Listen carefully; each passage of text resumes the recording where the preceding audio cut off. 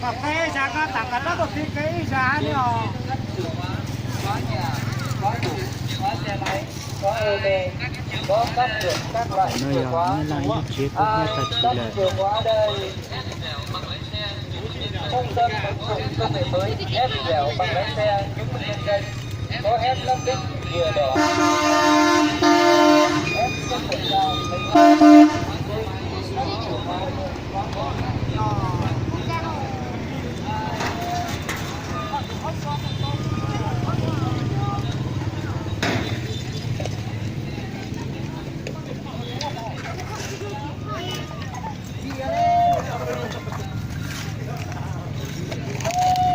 Chưa nghĩ tụi nó thì nó còn tao đâu.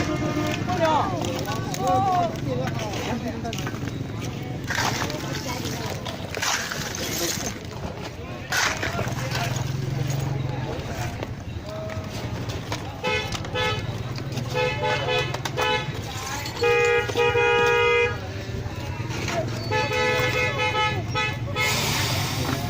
Nó cái giò tạc hái vậy nó. thì cho con mua rồi cái có thể xin chi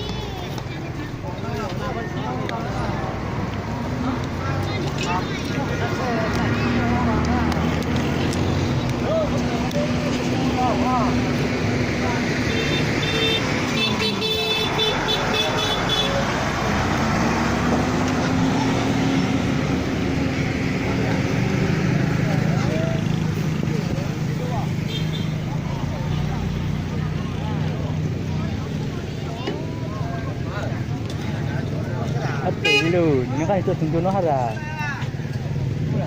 Hả? Thằng cấp tôi tịch. đây là một nhà hả? Hả? Chỗ này mấy nhà? Một nhà. Một nhà. Tại dưới đây cũng vậy. Vâng. Vị nào? Điện. Tức là châu đình cái tủ lệnh cái tủ lệnh đấy, cái tủ lệnh về cát lệnh đấy. Tủ lạnh nhá. Và châu đình cái đấy. Cái đấy có cái một bình xăng đấy, cái là châu đình. Người có ai gì? Hả? Không. Tức là không sao. Không chạy cái hàng nào. Gỡ chưa? Gỡ chưa?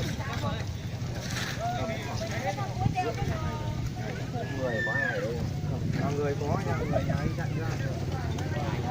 Không của nhà. Đó.